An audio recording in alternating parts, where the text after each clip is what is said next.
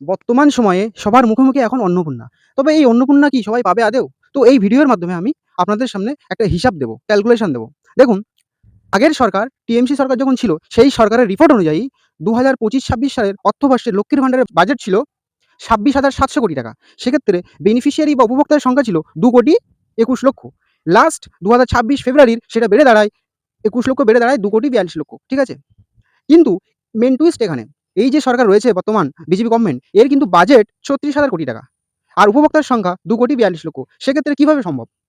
২,৪২,০০,০০০ যদি per month ৩,০০০ টাকা করে দেওয়া হয়, সেক্ষেত্রে এই সরকারের প্রয়োজন ৮৭,০০০ কোটি টাকা, প্রায় ৯০,০০০ কোটি টাকা। কিন্তু বাজেট তো মাত্র ৩৬,০০০ কোটি টাকা। সেক্ষেত্রে সবাইকে দেওয়া কোনো মতেই সম্ভব নয়।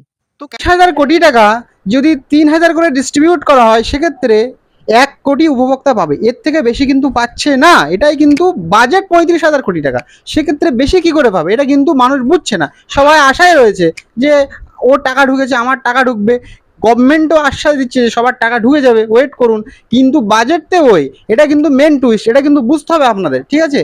যদি গভর্নমেন্ট বাজেট বাড়ায়, সেক্ষেত্রে হয়তো আপনারা পাওয়ার চান্স বা আশা থাকবে, আদারওয়াইজ নয়। এটা কিন্তু ভাবতে হবে, ওকে? ভালোভাবে এবার আপনারাই ভাবুন, টাকা সবাই পাবে কিনা। গভর্নমেন্ট যতই বলুক ভেরিফিকেশন চলছে, দেবে ফার্দার ভেরিফিকেশন, ঠিক আছে? অ্যাট এনি কস্ট গভর্নমেন্টে তো বাদ দিতেই হবে, কারণ গভর্নমেন্টে তো টাকা নেই। ৩৬,০০০ কোটি টাকা আছে, ওই বাজেট। হয়তো বাজেট কিছুটা বাড়বে, তাই বলে ২ কোটি লোক পাবে না, ঠিক আছে? এটা কিন্তু আপনাদের মাথায় রাখতে হবে। সো আপনারা আশা ছেড়ে দিন, যারা পেয়েছে পেয়েছে। আমার তো মনে হয় আর কেউ পাবে না, যেহেতু এই অন্নপূর্ণা স্কিমটা মেয়েদের স্কিম, ঠিক আছে? তো বাড়ির পাশের মহিলা পেয়েছে, ও পায়নি। এই যে মানে এই যে একটা বিশাল একটা অনুভূতি, মানে মাথা থেকে যাচ্ছে না, ঠিক আছে? একটা মেয়ে তো বলছিল যে ও পেয়েছে, আমার হার্ট ফেল হয়ে যাবে। একটা রিসেন্ট ঘটনা বলছি, আমাদের গ্রামে একটা প্রচণ্ড গরিব তারা, ঠিক আছে? তো আগের মাসে টাকা পেয়েছিল, এ মাসে টাকা পায়নি। তার হাসব্যান্ড বলছে কই টাকা দে, সবার টাকা ঢুকেছে। ও বলছে না টাকা ঢুকেনি। এবার এটা নিয়ে একটা মানে প্রচণ্ড ঝামেলার মতো হয়। তারপরে ওর স্ত্রীকে প্রচণ্ড হারে মারধর করে। একদম রিসেন্ট ঘটনা বলছি। তো ভাবুন আপনারা কি হচ্ছে রাজ্যে।